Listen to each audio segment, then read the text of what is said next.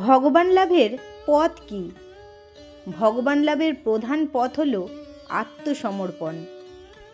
আজ শুনব সেই নিয়ে কিছু কথা। বিনা চেষ্টায়, বিনা তপস্যায় কৃপালাভ হয় না, এ কথা নিশ্চিত। আমাদের যতটা শক্তি আছে তার সবটুকু নিয়োগ করে যখন আমরা তাকে পাবার চেষ্টা করি, তখনই তিনি কৃপা করেন। তা না করে কেবল তাকে আত্মসমর্পণ করেছি মনে করলেই তার কৃপা পাওয়া যায় না। বললেই আত্মসমর্পণ করা যায় না, তা করা খুবই কঠিন। তার জন্য তীব্র সাধনার প্রয়োজন। আত্মসমর্পণ করলে নিজের আর কিছুই করার থাকে না, তখন নিজের ইচ্ছা বলে কিছু আর থাকে না। জনক রাজার উদাহরণ আছে। তিনি অষ্টাবক্রের কাছে আধ্যাত্মিক বিষয়ে উপদেশ চাইতে গিয়েছিলেন। উপদেশ লাভের পর জনক যখন ফেরার জন্য ঘোড়ায় চড়তে যাচ্ছেন, এক পা জিনের পাদানিতে রেখেছেন, সেই সময় অষ্টাবক্র বললেন, কই, আমার গুরুদক্ষিণা দিলে না যে? জনক বললেন, আমার সর্বস্ব আপনাকে দিলাম, আমার রাজ্য, আমার বলতে যা কিছু আছে সব, এমনকি নিজেকে পর্যন্ত গুরুদক্ষিণা রূপে আপনাকে দিলাম। অষ্টাবক্র সে দক্ষিণা গ্রহণ করলেন।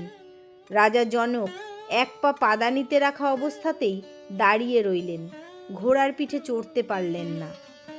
কিছুক্ষণ পর অষ্টাবক্র তাকে জিজ্ঞাসা করলেন, কি হলো, ঘোড়ায় উঠছ না কেন? মিথিলায় ফিরবে না?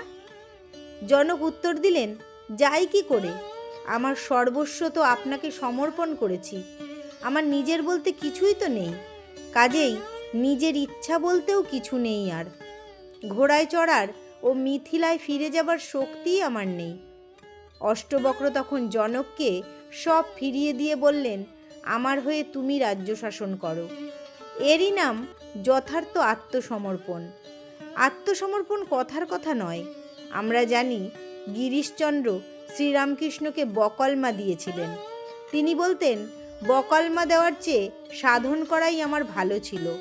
বকলমা দিয়েছি, কাজেই আমার করার আর কিছুই নাই।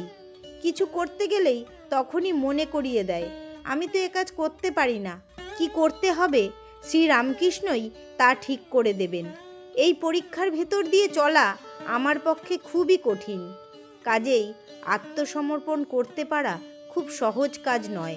ভগবানের কাছে সর্বস্ব সমর্পণ করেছি, আমাদের আর কিছু করার নেই, এ কথা বলে নিজেকে যেন প্রবঞ্চিত না করি আমরা। ভগবান লাভ করার জন্য সর্বশক্তি নিয়োগ করে আমাদের লেগে পড়তে হবে, তবেই আমাদের ওপর তার কৃপা বর্ষিত হবে। পরিণামে ভগবত কৃপায় ভগবান লাভ করাই ঠিকই, কিন্তু একথাও সত্য যে নিজের চেষ্টা ছাড়া সে কৃপা আসে না।